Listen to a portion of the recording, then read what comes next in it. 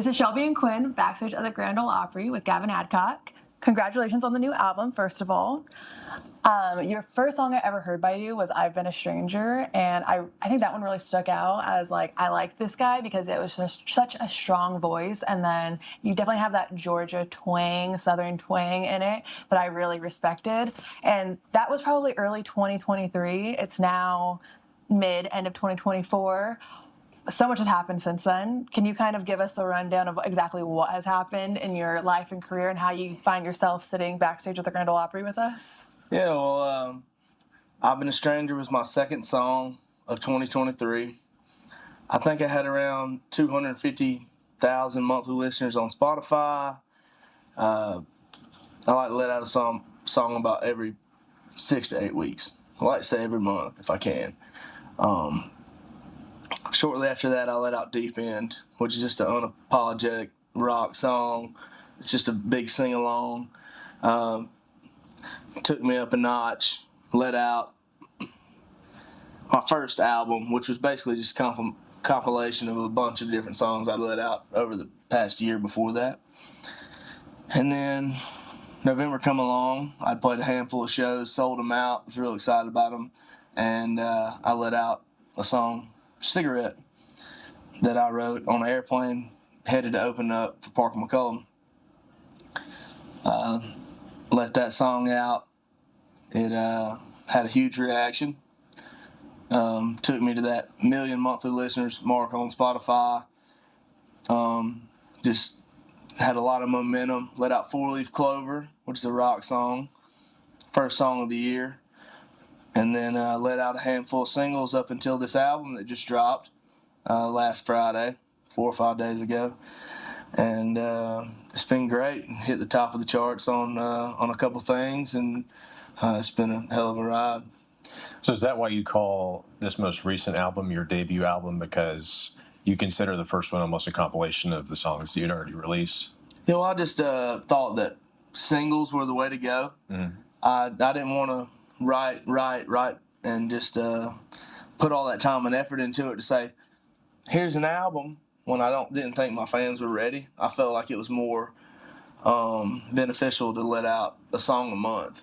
And after this album's come out, I've let out 40 songs in the first 36 months of me starting to let out music. That's crazy. Well, I think as a fan, that would be such a great experience to not expect, but be gifted with a song every month. Like that's something that is that something that you put yourself in the shoes of a music fan and said, I think fans would really enjoy this? Well, I just got really irritated in the early 2000s when social media wasn't around, mm-hmm. and my favorite artist would let out a song every year and a half, 2 years, an album, but right. It would have like maybe 1 or 2 singles, and it really, really pissed me off. And I saw a good opportunity, and I was on fire writing some songs. I wrote by myself for a lot, and I was like, all these old heads that have been doing it for a while, they're kind of slacking on releasing because mm-hmm. they've been doing it how they've always done it, and I'm about to just let out a song every single month and just sneak up and roll right in there with them. And with social media, it's probably even a better strategy because, on TikTok, a new song goes viral every month, and it's like, well, they'll get sick of it after a month. You need something new to, like, keep it fresh in their minds. Yeah, you got to be letting out music nowadays to stay relevant in country music. If you go 6 to 8 months and you're not already a superstar, people are like, who gives a shit? Mm-hmm. And to backtrack a little bit on kind of how you got started, if my research serves me right, you were a former student athlete. You played football at Georgia Southern, is that right? Mm-hmm. Okay. Do you feel as though like playing sports in college helped you or prepared you in any way to better handle the music industry? It was funny, yes, that my high school head coach called me probably like 20, 30 minutes before y'all got here. I hadn't talked to him, and like since I went to his son's wedding, probably like a year ago, called me, just said he's proud of me about the album, this, that. Said he saw a billboard riding through right near my hometown. Mm-hmm. And I think high school and college football really gave me a good work ethic. It's probably the only reason I passed college is because if you didn't pass classes, you didn't get to play. Right. And I would have probably dropped out long before that. But, yeah, 2021 rolled around, April, I tore my knee up in spring. I'm an outdoors type person. So I didn't want to get bogged down inside. Parents go to work. I was back at my parents' house, and it was just me and the dogs. And I was like, you know what? I'd enjoyed writing in high school. I'm going to start writing. Probably wrote 8 songs in the first 6 weeks of being at home, and I was like, I'm all right at this. I was like, let's keep it rolling. So let out a song in August. Played my first show 2 days before. They were singing along to it, which is Ain't No Cure, which should be going gold before the end of this year. I was still playing football. 4th game was my first game back. We'd ride the school buses around campus and go by the frats and sororities, and they'd stop the buses and they'd just douse us with champagne and beers and just crazy ass South Georgia shit. It's one of the craziest party schools in the country. And I get on top of the bus, and I'm surfing the bus, driving down the road, and a bouncer I knew, I looked down, and I saw him down there. It wasn't planned at all. It just happened. He threw me a beer, and I just took it down, slung it, and it went viral on Barstool the next day. And they brought me in and said, look, we're 1-3. We're not doing very good. We don't need this. We don't need this attention. If you don't stop advertising your music, you're gonna have to go. And I was like, well, you know what? I'm pretty banged up. Not really feeling it anymore. Kind of saw the business side of things. When everything's going good, everybody's like, oh, we're all best friends. When it's going shitty, they're like, everybody's pointing the finger. So I was like, y'all gonna have this toxic ass bullshit. We're gonna get out of here. And Do you not feel like that's the same thing in kind of the music industry as well? yeah, but for a long time, I was independent. It's kind of like you're playing baseball, you're playing football, you're playing basketball. If somebody else don't hold up their end of the bargain, you have somebody to bitch about. But if you don't hold up your end of the bargain in the music industry, you can really only bitch at yourself. Right. Yeah. You know, I like stuff that I can put on me and go, I wasn't good enough. You know, not point the finger and blame anybody. You know. So writing was just a hobby at first, and then you realized like it was something that you were actually good at, and probably felt the same around football as well. Are there any other like hobbies or anything else that you feel like you're passionate about? Maybe you won't make it a career, but just something that people might not know about you? Well, when I was first got out of college, 2021, I chugged the beer, graduated spring of 2022, got out, had a few songs out, was making like a little cash, like not enough to really just stop doing everything. So I grew up on a cattle farm, and I was hauling cattle for the first, up until the spring of 2023, I was hauling cattle full time and just to pay for recordings Friday, Saturday, Sunday. My producer and studios in my hometown of Watkinsville, and there was something, I wrote a lot of songs in the middle of the night hauling cows across the country, and I look back and I really miss that sometimes. The simplicity of like doing the job and it being done, or yeah, it was just that, and also you got Snapchat, you texting, you talking to people, friends, family, this, that, and the other, but midnight rolls around, 1 o'clock in the morning rolls around, and it's just you in the highway, and it's just you're getting the job done, and it's kind of like I'm tired as hell. I can fall asleep, but it's just kind of like I got to be badass right now and make this trip, you know, or I'm gonna hit something on the side of the road and die. And that was just me and the road and God, you know. A lot of energy drinks. Yeah, I drink. I'm not a big energy drink guy, but I drink a lot of coffee. A lot of coffee. Yeah. Well, and you go from talking about some solitary stuff like hauling cattle to playing the Grand Ole Opry. This is the second time that you're playing the Grand Ole Opry. Are there any, besides maybe tonight, because we're talking to you before you go out on stage, are there any like short-term venues that you're looking forward to? I saw that you've got a couple shows in Georgia, so some hometown shows, I guess you could call it. Yeah, and then are there some long-term venues that, you know, you have on your bucket list, I guess, as an artist? Yeah, we're starting off the tour in my hometown. My hometown's Watkinsville, Georgia, but Athens is where you go to play. Yeah. And year ago, we sold out the 40 watt, which is about a 700 cap club. And then year later, we sell out George Theater, which is the biggest place to play in Athens, venue-wise. And sold out 2 nights in a row. Gonna start it off. I'm really excited about that. I've been to a handful of shows there. I'm really excited about headlining Billy Bob's. We put it up about a month ago, and it's definitely gonna sell out. And I really like going to the Midwest. I'm excited about going to California. We're gonna go in the spring. We're actually gonna announce tour dates the 19th. I think 30-something dates for January to, I don't know, April. And we're excited about going out west and putting our boots out there. That's a lot of time on the road, and tonight will be my first time seeing you live, but I've seen plenty of videos, and you on stage, and kind of the personality I get through your music is that you're rowdy. Yeah. Yeah. If we couldn't already tell that from your beer chugging viral. Yeah. And beer in hand. But what do you attribute that energy to? I just want the fans, no matter if they bought the tickets from a scalper or they got the $20 to $50 ticket that we sell, to leave and go, damn, my ears hurt and that shit was crazy. I want people to feel like they didn't spend anything. I want people to feel like, I've been to some shows, and if depending on the show, it's fine to stand behind the mic. If you're George Strait, you good looking son of a bitch, you stand there and you play the guitar and you play your songs, and that's awesome.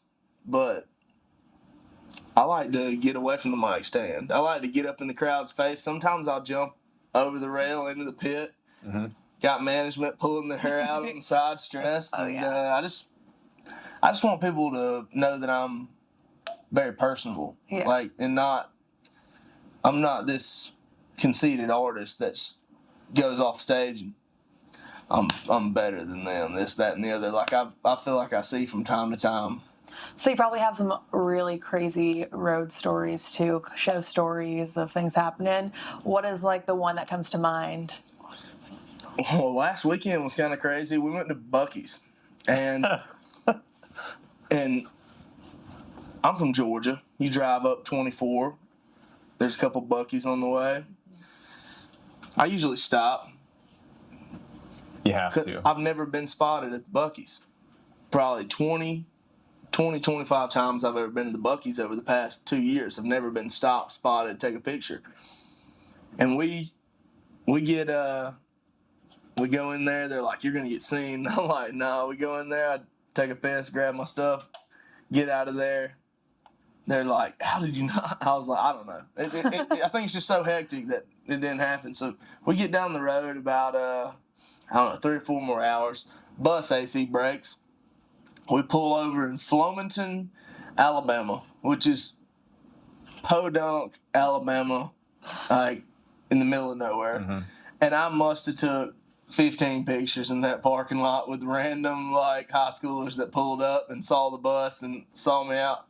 We got out and lifted. We had a little weight bar. We got out, did a little workout, and it's just crazy where people are gonna stop you and take a picture and stuff. You mentioned Buc-ee's. I have to ask, what's your go-to snacks that you pick up every time you're there? I got a coffee and I got a Philly cheesesteak burrito. Okay. Do those two things not, battle each other? It'll clean you out. It'll get you ready for the show. Okay. There's a dual use for getting those things. Yeah. Well, obviously you're coming off of the release of your debut album, Actin Up Again. Can you speak on the process? Because you already talked about with your first album that you maybe consider like a compilation of all the singles that you put out. Are you trying to write and put out songs that all cohesively fit together, or is it you write the song, it's out there, and then it finds its place in an album? I like to leave everybody guessing what's next. I don't. Also, in the early 2000s, 90s, even in the late early 2000s, I'd listen to albums. That'd be the big hit on the album if somebody had a big hit. And the rest of them all kind of sounded real similar to that one song. And nowadays, I just feel like you don't have to do that. I want every song to have its own lane. Yeah. And I feel like it keeps the listeners more excited about what you got coming out instead of just being in this rut that I feel like some people create.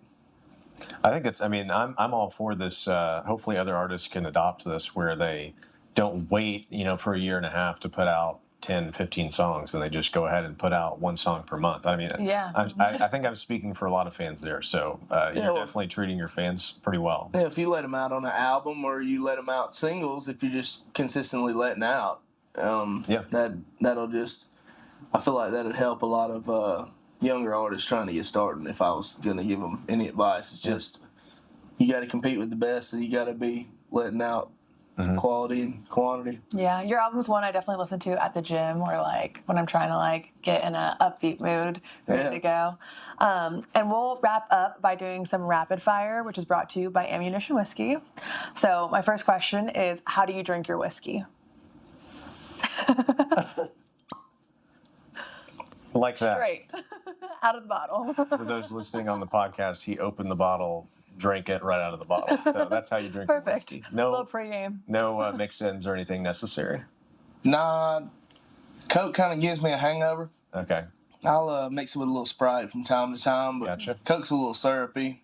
Then it's got that caffeine that. But you can't go wrong right out of the bottle. So that was No, that's pretty good. a good display. I like that. Tell them to send me some. I will. Fill in the blank. Sad country songs and blank make me happy. Women. There you go. Fair. Who is your favorite artist that you listen to? I hate that question. It's a really good question, but every time I tend to say somebody different. Which is fine. Yeah. I love Alan Jackson. I love Bon Jovi. I like a lot of early Luke Bryan and Jason Aldean. More modern. Big Parker and Coetzel fan. Listen to Green Day growing up. Pink Floyd, AC/DC, Tom Petty, Hank Jr., Merle, George, Waylon. I mean, I can't. I feel so disrespectful saying one. I can't do it. That's Basically anything good. yeah, anything good, Yeah. What's something that's still on your bucket list? I know I asked earlier about maybe venues, but it doesn't even have to be music related. It could be that you're looking to skydive at some point.